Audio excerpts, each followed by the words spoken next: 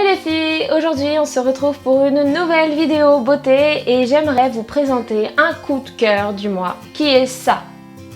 Non en fait c'est pas vrai.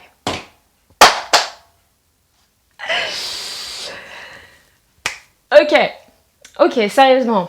Bienvenue sur la chaîne de Crossover et aujourd'hui on s'attaque à la série Jane the Virgin. C'est parti! Comme vous le savez, Jane the Virgin a été reconduite pour une 3e saison sur la chaîne américaine CW.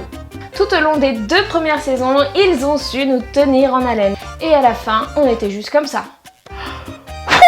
Globalement, la saison 1 a été une sorte d'amuse-gueule où le suspense s'est installé au fur et à mesure. Et pour moi, elle se résume en 5 points. Premièrement, Jane tombe enceinte. Ça, ce n'est pas un secret. Et donc, ça bouleverse complètement son monde parce que Jane, c'est une fille organisée, c'est une fille qui planifie tout sur tout. Et malgré sa grossesse, elle a su s'en sortir. C'est un point de sa personnalité qui a été très bien exploité tout au long, aussi bien de la première que de la 2e saison.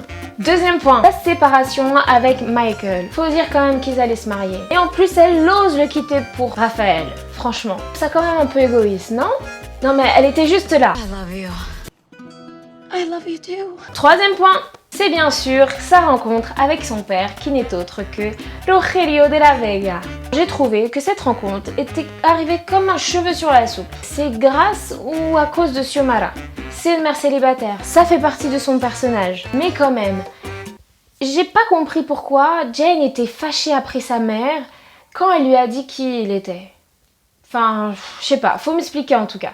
4e point, c'est l'affaire Sin Rostro, enfin bon, comme vous voulez. C'est typiquement pour nous dire à nous, téléspectateurs, on se fout de votre, mais aussi de celle des personnages.